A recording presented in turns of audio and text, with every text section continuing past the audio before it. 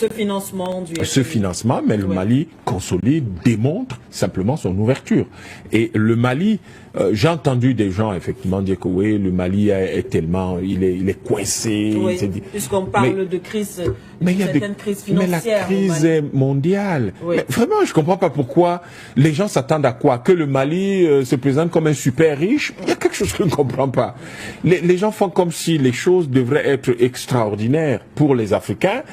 Si les Africains ne demandent pas de financement, on dit qu'ils sont orgueilleux, qu'ils veulent vivre en autarcie. Les Africains acceptent un financement, on dit... Alors, je précise une chose, c'est pas le Mali qui a demandé.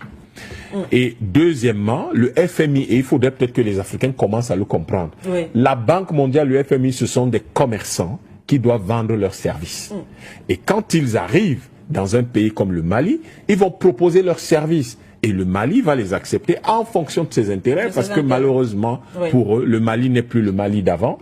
Le Mali est aujourd'hui le Mali qui parle d'abord, qui tient d'abord compte de ses intérêts, c'est-à-dire des intérêts des Maliens, avant de s'engager dans quoi que ce soit. Donc, si vous considérez le FMI et la Banque mondiale comme des institutions financières d'abord, et donc des gens qui ont pour métier de vendre le crédit, parce que c'est ça le métier de la banque, vendre le crédit. À partir du moment où vous les considérez comme des gens qui viendront vendre leur crédit au Mali, vous ne serez pas outre mesure étonné de voir que le Mali peut accepter cela. Le Mali a besoin d'investir. Ils sont en train de construire énormément de choses. Ils veulent relancer leur agriculture. Ils veulent construire des usines de transformation de leur coton, des usines de transformation de leur carité. Ils sont en train de construire, ils veulent construire un peu plus de cimenterie.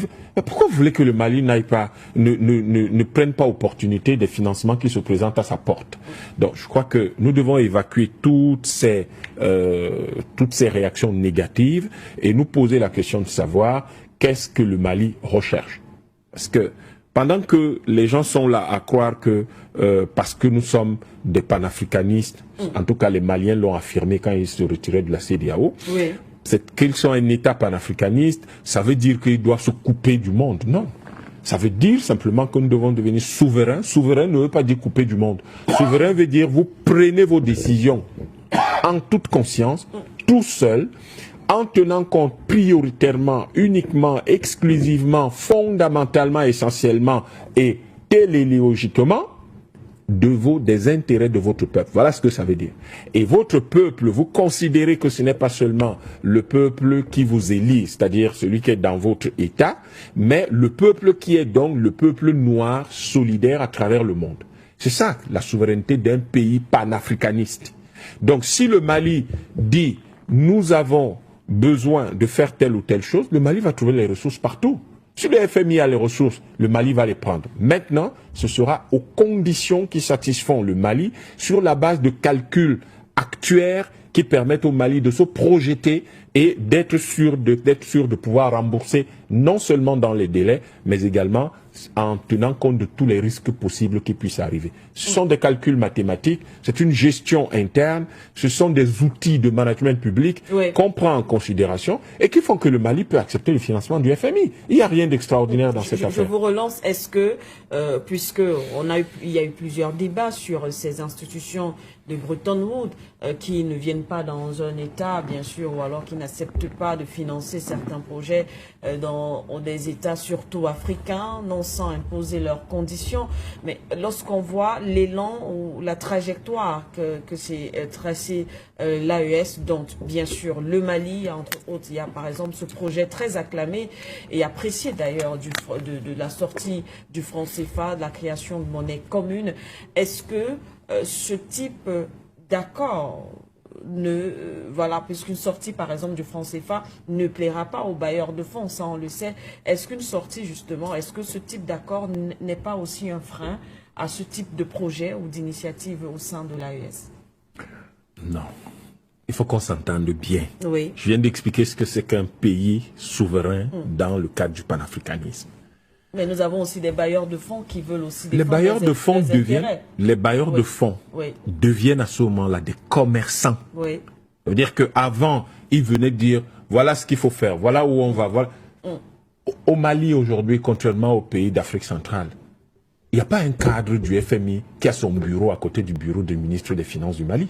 Oui. C'est une différence fondamentale. La plupart de ces pays-là, sinon tous, ont un cadre du ministère du FMI et de la Banque mondiale qui ont leur bureau à côté des ministres des Finances ou à côté des ministres des premiers ministres ou à la présidence et qui en réalité valident en dernier ressort les programmes économiques, les dépenses de nos États. Ça n'existe plus au Mali, au Burkina, au Niger. Ça n'existe plus. Et donc à partir de là, il n'y a plus cette implication politique de ces institutions de Bretton Woods dans ces pays-là. Il y a plutôt que ce sont des commerçants qui viennent vendre leur argent. Ça s'appelle, c'est ça le métier de banquier. Oui. Parce que après, les gens ont l'impression que le banquier est un type extraordinaire. C'est un type qui vend du crédit, c'est un commerçant. Exactement comme le boutiquier du quartier vous vend du pain. C'est ça. Lui, le pain qu'il vend s'appelle le crédit. Point. Donc, les Maliens vont dire au FMI, et vous voyez que cette différence de perception, de catégorisation du FMI et de la Banque mondiale, c'est ça qui est fondamental. Parce que lorsqu'ils vont arriver dans un pays comme le Tchad ou le Cameroun, ils vont dire, oui, bon, mais il y a telle chose, vous ne devez pas acheter ceci, vous n'avez pas acheté un avion présidentiel parce que ça plombe vos ressources. Ils vont dire à un pays comme la République centrafricaine, non, vous ne devez pas vous endetter auprès de telle banque, auprès de tel pays, parce que ça va plomber votre dette. Nous avons des accords qui bloquent votre dette à tel pourcentage de votre budget ou de votre PIB. Donc, vous ne...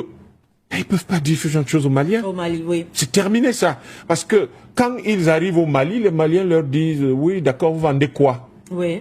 Ils disent, oui, nous voulons vous vendre 200 millions de dollars. Les Maliens disent, non, est-ce que nous vous avez dit qu'on a besoin de 200 millions de dollars? Nous avons besoin de 120 millions de dollars. Ils disent, oui, mais bon, ok, d'accord, les 120 millions de dollars. Et il leur dit, bon, quelles sont vos conditions de vente? Oui. Le FMI dit, les conditions de vente, c'est ça. Les Maliens disent, arrêtez tout ce qui concerne notre politique intérieure, vous ne vous en mêlez pas. Nous sommes un État souverain, ça ne vous concerne pas. Non, mais vous êtes en train, sur un projet là, vous voulez faire la nouvelle monnaie, ça ne vous concerne pas. Ce qui vous concerne, vous vendez votre crédit, c'est combien? Et vous avez vu, ils ont vendu leur crédit, ils sont entendus sur des conditions financières. Oui. Et il n'y a aucune condition politique dans cette transaction-là. Parce que quand le FMI s'en va vendre le même crédit à la France ou, je ne sais pas moi, à l'Indonésie, elle ne peut pas lui poser des conditions. Il ne peut pas lui poser des conditions politiques. Donc, le Mali est arrivé à ce niveau-là et nous devrions en être fiers au lieu de chercher la petite bête. Devrions en être fiers. Le Mali n'est fermé à personne. Même si c'est la France qui dit qu'elle vient prêter de l'argent au Mali maintenant, bon, malheureusement, elle n'en a pas. Si elle dit qu'elle vient prêter de l'argent au Mali, le Mali va dire, OK, l'AFD, l'Agence française de développement, c'est une institution financière dont elle vend le crédit. C'est combien? Mais à ces conditions. Ils vont dire c'est combien. Ça veut dire que les conditions restent des conditions purement financières, exactement comme si le Mali avait décidé de prendre un prêt dans une banque commerciale qui est au Mali. L'État du Mali avait décidé de prendre un prêt dans une banque commerciale au Mali. Les conditions sont strictement financières. Donc,